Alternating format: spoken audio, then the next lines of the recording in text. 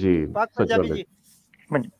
جی اچھا سچ والا جی، میرے 2 سوال ہیں اور جواب دیتے ہوئے آپ برائے مہربانی یہ پیش نظر رکھیے گا کہ میں ایکس مسلم ہوں، تو میں آپ کا بیسیکلی مقدمہ سمجھنا چاہ رہا ہوں۔ جی ہم سب کا مقدمہ ویسے کہیں نہ کہیں تو یہی ہے کہ ہم یہ ثابت کرنا چاہ رہے ہیں کہ قرآن خدا کا ورڈ نہیں ہے، لیکن اس کے لیے جو آپ راستہ لے رہے ہیں وہ بہت یونیک ہے اور مجھے اس کا تعاقب کرنے میں تھوڑا سا مسئلہ آ رہا ہے۔ وہ یہ جی کہ آپ یہ کہتے ہیں کہ مجھے یہ جملہ دکھا دیں کہ کہیں لکھا گیا ہو کہ میں اللہ ہوں اور میں یہ تم سے یہ بات کر رہا ہوں۔ میرا سوال یہ جی کہ جی یہ کاتبین کے لیے لکھنا، یہ ایسا جملہ لکھنا تو بالکل بھی مشکل نہیں تھا، تو اس جملے کے نہ ہونے سے ہمارے پاس اور بہت لاجک ہیں قرآن کو رد کرنے کے لیے، یہ ایک گرامر کا ایشو یا ایک سینٹنس اسٹرکچر کا ایشو ہم کیوں یوز کر رہے ہیں؟ میں سمجھ نہیں پا رہا، میں نے آپ کا پورا مٹیریل دیکھنے کی کوشش کی مگر میں سمجھ جی نہیں پایا۔ ہاں، سوال آپ کا اچھا ہے، صحیح ہے۔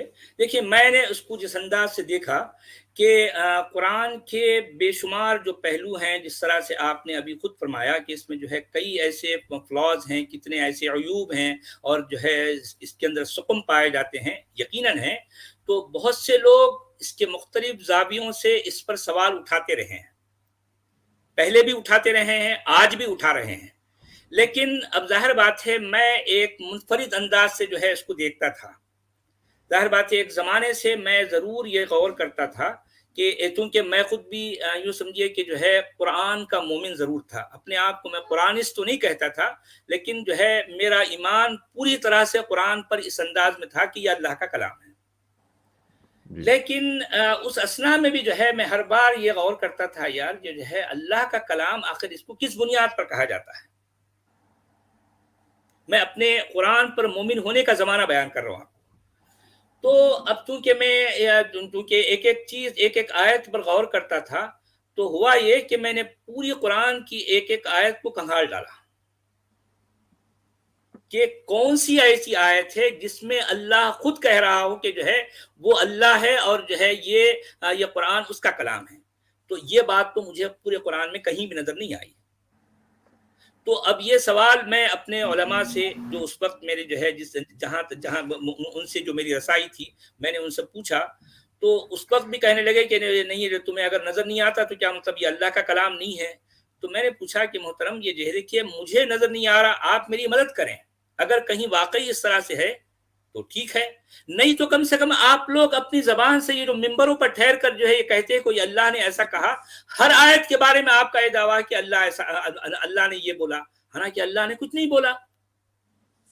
تو یہ باتیں اکثر جو ہے میرے اور بھی کچھ ایسے لوگ جو قرآن سے جو ہے جڑے ہوئے تھے اور کچھ اپنے آپ کو عالم دین بھی کہتے تھے، کافی زمانے سے جو ہے میں نے ان کے سامنے یہ باتیں کرتا تھا۔ بالآخر یہ بات میرے لیے ثابت ہو گئی کہ جو ہے اس میں ایک بھی آیت ایسی نہیں ہے جس میں اللہ خود کلام کو خود بول رہا ہو کہ جو ہے یہ اس کا کلام ہے۔ اچھا، اب رہی بات یہ کہ آپ کا یہ فرمانا یا آپ کا یہ سوال کہ اگر چلو ٹھیک ہے بھئی، اگر یہ کاتبین قرآن اگر یہ اس طرح کی آیت لکھ دیتے تو اس میں ان کا کیا مشکل تھا، لیکن نہیں لکھ سکتے۔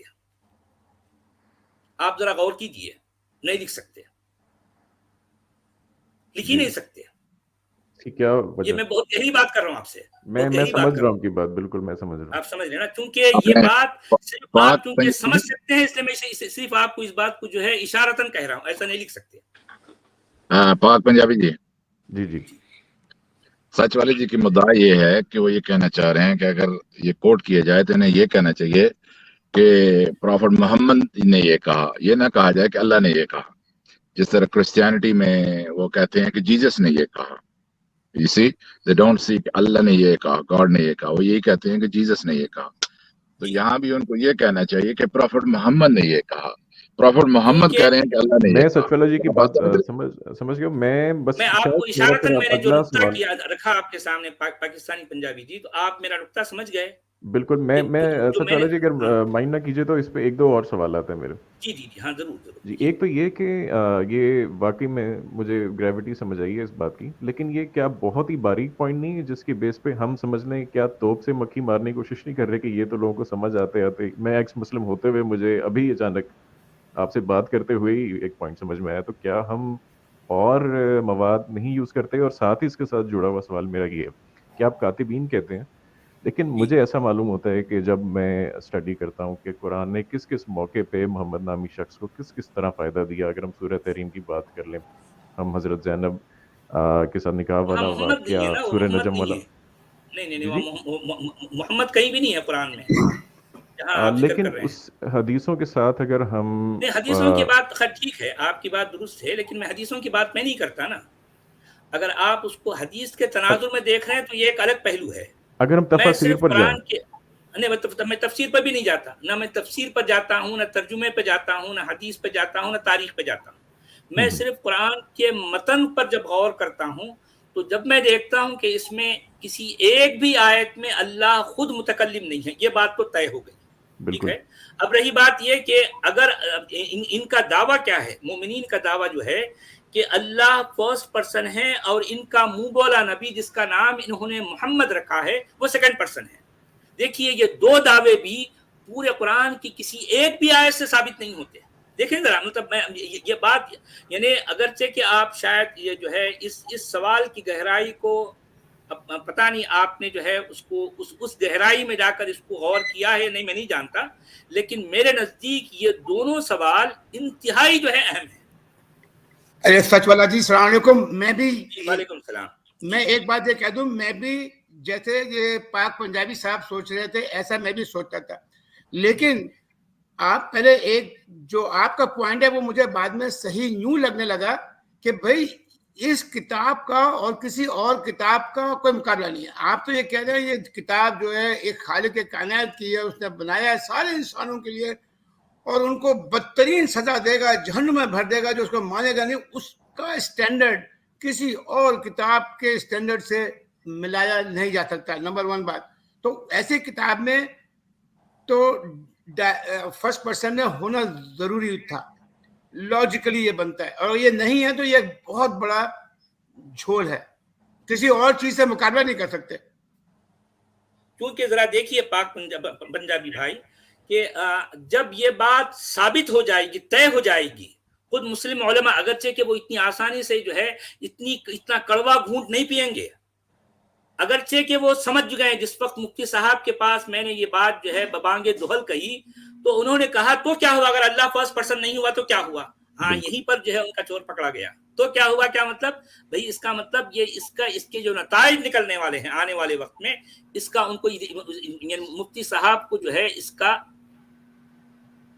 یعنی ادراک نہیں ہے, مفتی صاحب کو ادراک نہیں ہے کہ کل کے دن کیا ہوگا کہ اگر یہ اللہ فرسٹ پرسن نہیں ہے تو پھر یہ فرسٹ پرسن کون ہے اس کتاب میں.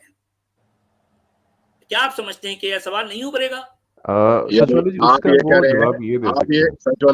یہ کہہ رہے ہیں کہ جب کوئی کسی کو پرائم منسٹر لیٹر لکھے گا تو وہ یہ لکھے گا کہ میں یہ لکھ رہا ہوں اور میں یہ تمہیں یہ کہہ رہا ہوں. اب جو لے جانے والا ہے اس کا بیچ میں عمل دخل تو نہیں ہوگا, جو بیچ میں لیٹر لا رہا ہے اس کا تو عمل دخل ہونا ہی نہیں چاہیے نا. وہ جو آدمی اوپر سے لیٹر بھیج رہا ہے وہ کہہ رہا ہے کہ یہ حکم نامہ میں تمہارے نام پہ بھیج رہا ہوں, میں فلاں تم کو یہ حکم دے رہا ہوں کیسا کرو. اب مجھے ایسے معلوم ہوتا ہے کہ پوسٹ مین ہے مثال کے طور پہ. اور ایک بات بھی یہ ہے ہماری اسٹرانگ پائلٹ جی کہ اگر یہ کتاب میں صرف جو ہے نظمیں ہیں, غزلیں ہیں, جو ہے اس طرح کی باتیں ہیں تو چلو ٹھیک ہے, اس میں فرسٹ پرسن کون ہے نہیں ہے کوئی پتہ نہیں, لیکن اس میں احکام ہیں, اس میں احکام ہے اور اتنے خطرناک احکام ہیں کہ جن کا تعلق انسان اور اس کی دنیاوی زندگی سے ہے.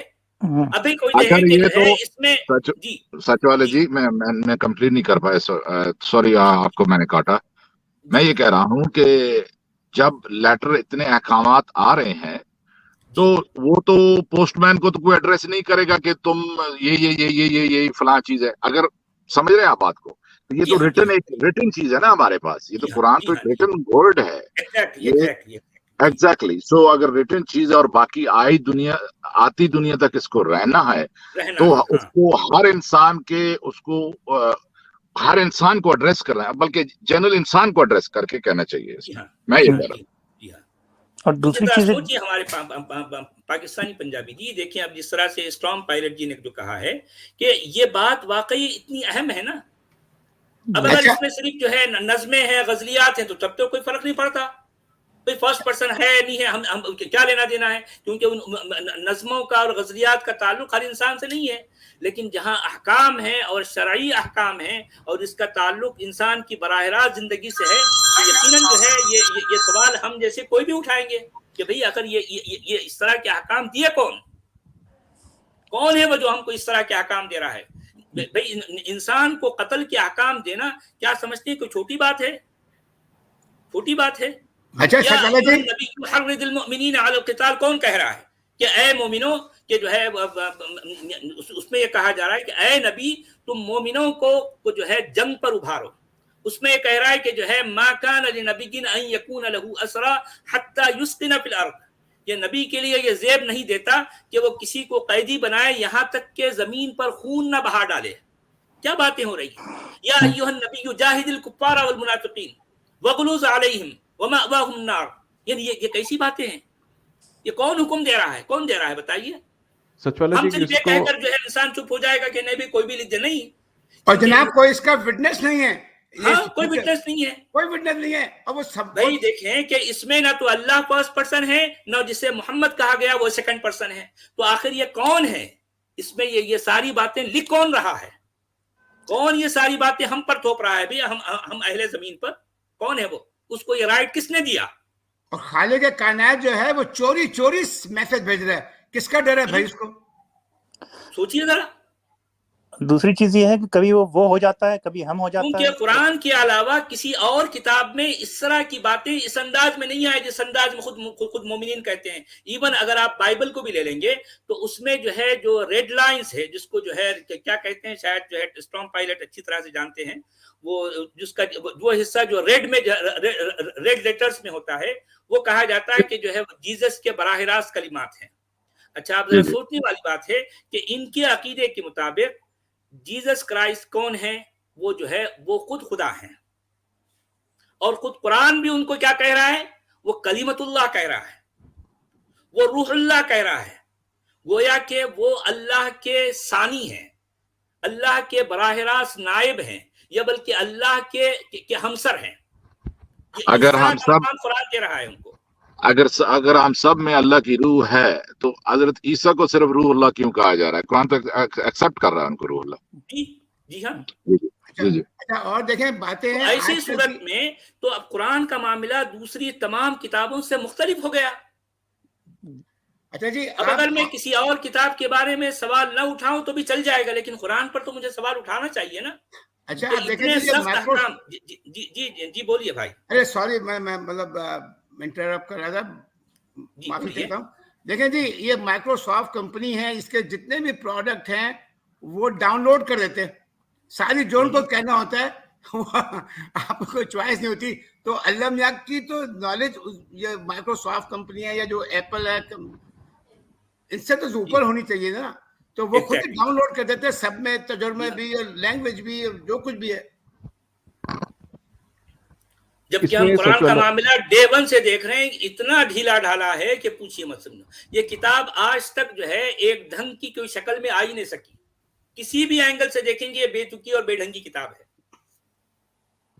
اب پھر چلو جس میں کیا یہ سوال کیا جا سکتا ہے مومنوں کی طرف سے کہ اللہ اپنے شایان شان نہیں سمجھتا کہ وہ فرسٹ پرسن میں ایڈریس کرے اور وہ اپنے آپ کو تھرڈ پرسن میں ایڈریس کر رہے ہیں؟ نہیں بھئی، اب اگر اس طرح سے اگر شایان شان نہیں سمجھتا تو پھر اللہ کو ہم سے کچھ کہنے کا حق بھی تو نہیں ہے نا بھی. کس بنیاد پر کہہ رہا ہے کہ جو ہے قتل کرو انسانوں کو؟ کس بنیاد پر کہہ رہا ہے کہ انسانوں کی دو تقسیم کر کے ایک گروہ کو کافر کہہ دے اور ایک کو مومن؟ ساری مراعات جو ہے صرف مومنین کے لیے، اور کافر کو جو ہے شر البریہ کہہ دے. اس کے ساتھ جو ہے اس کو نجس کہے، اس کو ناپاک کہے، اس کو خنزیر کہے، اس کو کتا کہے، گدھا کہے. کیا یہ ساری باتیں اللہ کی ہیں؟ خالق کائنات ایسی باتیں کرتا ہے؟ جو اس کو ماننے والا ہے اس کے لیے سب کچھ، جو نہ ماننے والے کے لیے کیا ہے؟ کیسے کیسے عذاب ہیں سوچیں. نفرت ہے، کراہیت ہے، بغض ہے، عناد ہے، سب کچھ بھرا ہوا ہے کافروں کے لیے. پاک پنجابی جی انہوں نے تورات کے اندر اللہ کہتا ہے کہ آن اللہ، میں اللہ ہوں، آئی ایم. وہ تو اس میں انہوں نے کہا ہے تورات کے اندر، اور یہ قرآن میں بھی آیا اور اس کے حوالے سے. اصل میں میں وہی کی بات نقل کی گئی ہے، اصل میں وہ وہیں کی بات نقل کی گئی ہے. جی ہاں، وہاں کی بات نقل کی گئی ہے کہ لیکن وہاں کہا گیا کہ آن اللہ، انہوں نے کہا ہے فرسٹ پرسن میں. جی اور جی اگر کوئی آدمی جو ہے وہ باتیں نہیں کرتا جو مومن کرتے ہیں تو اس سے اللہ کا کیا بگڑ جائے گا؟ جی آپ اتنے پاورفل آتے ہیں کہ آپ نے ساری کائنات بنائی ہے، یونیورس، اور میرے مطلب نماز پڑھنے سے یا کچھ بھی کرنے سے آپ کی ذات پہ کیا فرق پڑ جائے گا جی؟ اچھا، ویسے بھی اگر اللہ کو کلام کرنا ہے تو کیا اللہ ہم سے کیوں کلام نہیں کرتا بھائی؟ اس کے اندر کون سا ایسا عیب ہے؟ وہ کسی خاص سے کیوں کلام کر رہا ہے؟ بالکل بالکل بھائی مسلمانوں کے نبی سے تو کلام نہیں کیا اس نے. اس کتاب کے اندر کتاب کس کو دی گئی؟ موسیٰ کو. اور کلام کس سے کیا جا رہا ہے؟ موسیٰ کو. تو پھر آپ یہ کہہ دو مسلمانوں کی یہ کتاب موسیٰ کی ہے، اپنے نبی کو کہاں سے گھسا رہے ہو اس میں؟ نبی کون ہے آپ کا؟ کون ہے؟ یہ تو قرآن سے ثابت ہی نہیں ہوتا. آپ کو سارا جھگڑا تو یہ ہے نا بھائی. جی جی معذرت، وہ اصل میں تھوڑا بہت لیگ ہوتا ہے تو وہ انٹرپٹ ہو جاتا ہے نہ چاہتے ہوئے بھی. اچھا جی، آپ کو کیا اگر ربط میں آپ اس کو جو میں نے کچھ صورتیں مینشن کی وہ اس کی سورس تو میں تفسیر ہی لے رہا ہوں، لیکن اگر آپ صرف ٹرانسلیشن پر بھی جائیں تو کیا آپ کو ایسا معلوم نہیں ہوتا کہ کافی ساری آیات یا صورتوں کا پولیٹیکل فائدہ ایک ہی انسان یا ایک پرٹیکولر بہت ہی تنگ قسم کے گروہ کو ہو رہا ہے، جو کہ نبی ہی جس کو ہم نبی ہی تصور کر سکتے ہیں؟ جی ہاں، ایسا تو ہے. صحیح بات، آپ صحیح کہہ رہے ہیں. بالکل آپ جو کچھ کہہ رہے ہیں صحیح کہہ رہے ہیں. اور آپ کا جو ہے جس طرح سے آپ کا جو غور و خوض ہے، آپ کا جو ہے جس طرح سے آپ نے دیکھا ہے، بات بالکل صحیح ہے. یا تو نبی کہہ لیں آپ، یا پھر نبی کو بھی جس کو نام رکھا گیا محمد، وہ بھی ایک تغرے کے طور پر رکھ کر اس کے پیچھے کسی اور کے فائدے ہوتے رہے. کافی زمانے تک چلتا رہا ہے سلسلہ. ایسا ہو سکتا ہے. اللہ اور رسول، اللہ اور جو ہے رسول یا اللہ اور محمد کو سامنے تغرے کے طور پر ڈھال بنایا گیا، اور پیچھے سے ان کی کارستانیاں چلتی رہی، ان کی منمانیاں چلتی رہی. جنہوں نے لکھا ہے اس کو پتہ نہیں کیا کچھ ڈالا، کیا کچھ نکالا. کوئی کسی کے پاس ثبوت نہیں ہے. بھائی مسلمان جسے اپنا نبی کہتے ہیں، ان کے زمانے کا کوئی مکمل قرآن تو دنیا میں ہے نہیں. اب رہا آج کا جو قرآن، پریزنٹ ڈے جو قرآن ہے، یہ کب لکھا گیا؟ تو جتنی تاریخ ہمارے سامنے ہے قرآن کو لے کر، اس سے تو یہی ثابت ہوتا ہے کہ 8ویں 9ویں 10ویں عیسوی میں جا کر یہ قرآن اس شکل کو پہنچا. تو اب ہم کس بنیاد پر کہہ سکتے ہیں کہ یہ سارا قرآن ایز اٹ از ہے؟ پتہ نہیں اس میں کیا کچھ ڈالا گیا، کیا کچھ نکالا گیا. کس کے پاس کیا ثبوت ہے بھائی؟ کیا ثبوت ہے بتاؤ بھائی؟ ثبوت تو وہ ہوتا کہ مسلمانوں کا نبی اپنی زندگی میں اس کو کتابی شکل دے کر، اور جو ہے وہ کسی اپنی امت کے کسی جو ذمہ داران ہیں ان کے حوالے کر کے جاتا. تب تو ہوتا ہے بالکل کوئی ڈھنگ کا کام. اس معاملے میں مسلمانوں کا نبی بھی اور مسلمانوں کا اللہ بھی دونوں کے دونوں بے ڈھنگے ثابت ہوئے ہیں. دونوں کے دونوں سراسر بے ڈھنگے. سچ والا جی، آپ نے یہ اتنا مشکل راستہ کیوں چنا؟ آپ جیسے آپ ڈسکشن کر رہے ہوتے ہیں لوگوں سے، آپ بہت اور بھی پوائنٹس فروغی طور پہ یعنی سائڈ لائنز پہ ہی آپ بہت اور اچھے پوائنٹس دے کر بھی لوگوں کو چپ کرا دیتے ہیں، لیکن آپ نے سب سے ٹفسٹ پوائنٹ چنا جو کہ شاید لوگوں کو سمجھتے ہی ہفتے لگ جائیں. خیر لوگ سمجھ رہے ہیں ابھی، ایسا نہیں کہ لوگوں کو سمجھ نہیں آ رہا، لیکن کچھ لوگ ہیں شاید ابھی نہیں سمجھے ہوں گے.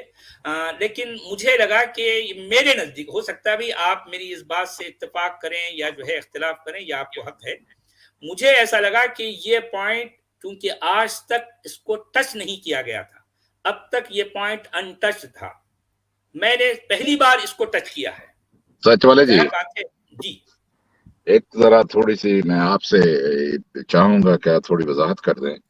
جی کہ ہم مسلمان علماء ہمیں بتاتے ہیں کہ یہ جو دنیاوی علوم ہے یہ کم تر ہیں، اور وہ علم جو وحی سے دیا گیا ہے وہ سب سے افضل ہے. جی ہاں جی.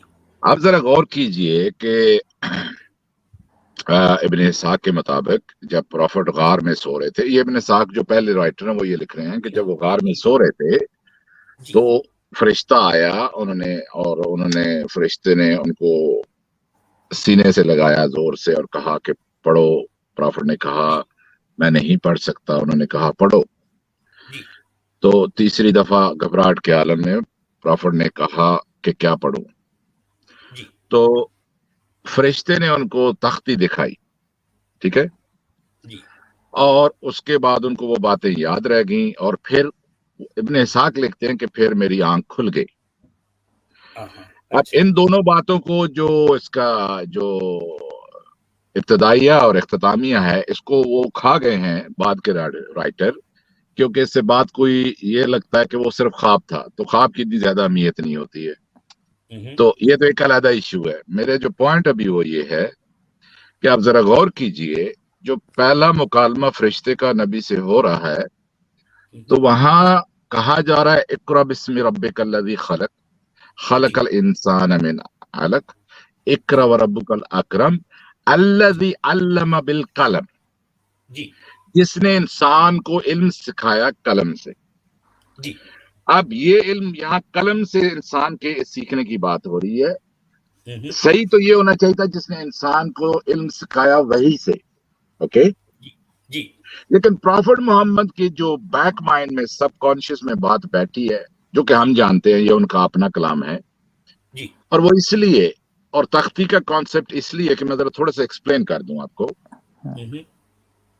آپ کو جانتے ہوں گے کہ جب ایجپٹ میں جب لینگویج ڈیولپ ہوئی، ہائروگلفس جی جو پکٹورل لینگویج ہے، پکٹورل تصویروں لینگویج سے، جی ہاں جی جی جی ہاں جی ہاں تصویر سے زبان ہے.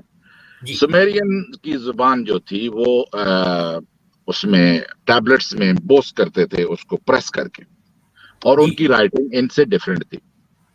لیکن جب یہ لینگویج ڈیولپ ہوئی تو اس وقت کے زمانے کے مطابق ان کے لیے یہ ایک بہت بڑی بات تھی.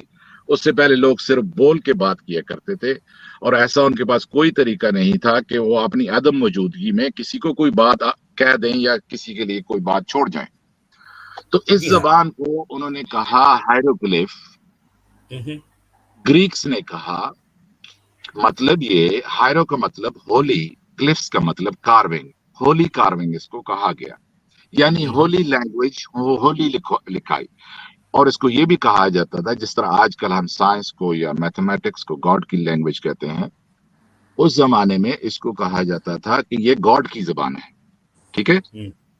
اب یہ دیکھیے کہ جو جوش سٹوری ڈیولپ ہوتی ہے، وی نو وہ آج کا سبجیکٹ نہیں ہے، اس میں ریٹروسپیکٹیولی انہوں نے چیزوں کو لکھا، اورل ٹرانسمیشن تھی. وہاں پہ کیا ہو رہا ہے کہ موسیٰ کوہ طور پہ جا رہے ہیں تو وہاں پہ بھی وہ ایک ٹیبلٹ لے کے آتے ہیں جس پہ خدا کی زبان لکھی ہوئی تھی. اس خدا کی زبان میں کچھ احکامات تھے. آپ ذرا غور کیجئے ذرا ڈیپلی. تو دا لینگویج جو ریٹن تھی اس ٹیبلٹ پہ وہ گاڈ کی لینگویج تھی. اوکے اب پروفٹ محمد کاپی کر رہے ہیں ایگزیکٹلی موسیٰ کو، اور یہ بھی یہ کہہ رہے ہیں کہ جب وہی آنے سے پہلے انہوں نے غار میں جانا شروع کر دیا. موسیٰ بھی وہاں 40 دن کے لیے گئے، پروفٹ محمد نے بھی پہاڑی میں غار میں جانا شروع کر دیا، اور پروفٹ محمد کو بھی ٹیبلٹ دکھائی گئی. اب ماڈرن زمانے میں، اس زمانے میں وہ تو وہ ٹیبلٹ لے کر آئے، پروفٹ محمد ان کی کاپی کر رہے ہیں اور کہہ رہے ہیں کہ مجھے بھی ٹیبلٹ دکھائی گئی. اب آپ کے سامنے میں نے 2 ایشو رکھ دیے، اور آپ مجھے یہ بتائیے کہ جب قرآن اور پروفٹ محمد نے جو علم سیکھا، ظاہر ہے ان کو پتا تھا کہ یہ علم کتابوں سے آتا ہے. اوکے جو قومیں پڑھی لکھی تھیں ان کے پاس کتابیں تھیں اور یہ قلم سے علم آتا ہے. تو پروفٹ محمد اپنی پہلی وحی میں سب کانشیسلی جو ڈریم میں دیکھ رہے ہیں وہ اقرار خود کر رہے ہیں، اور جس چیز کی وہ ثابت کرنے جا رہے ہیں یہ علماء ثابت کرتے ہیں کہ علم وحی سے آتا ہے. پہلے دن سے پروفٹ محمد اس کی بجائے یہ اقرار کر رہے ہیں کہ انسان کو علم قلم سے آتا ہے اور لکھائی سے آتا ہے. ذرا غور کیجیے اس پہ. جی ہاں جی ہاں. اچھا میں ایک بات ایڈ کروں اسٹرانگ پائلٹ صاحب. اچھا یہاں پر ایک بات یہ بھی ہے، ایک سیکنڈ ٹھہریے. وہ جو موسیٰ سے متعلق جو باتیں ہیں خود قرآن کے اندر بھی ہم کو ملتی ہے، وَأَخَذَ الْأَلْوَاحَ، وہ جو ہے، اور اس نے جو ہے وہ ٹیبلیٹس کو جو ہے پکڑ لیا، اٹھا لیا. تو اب وہ اس میں قرآن یہ بھی کہتا ہے کہ جو ہے موسیٰ کو وہ ٹیبلیٹس دیے گئے تھے. اس کے بعد آگے چل کر لوگوں نے جو ہے اس کو کاغذوں پر لکھا، یا پھر کاغذوں اس کو وہ ساری باتیں جو ٹیبلیٹ پہ تھی ان کو منتقل کیا کاغذ کے ٹکڑوں پر.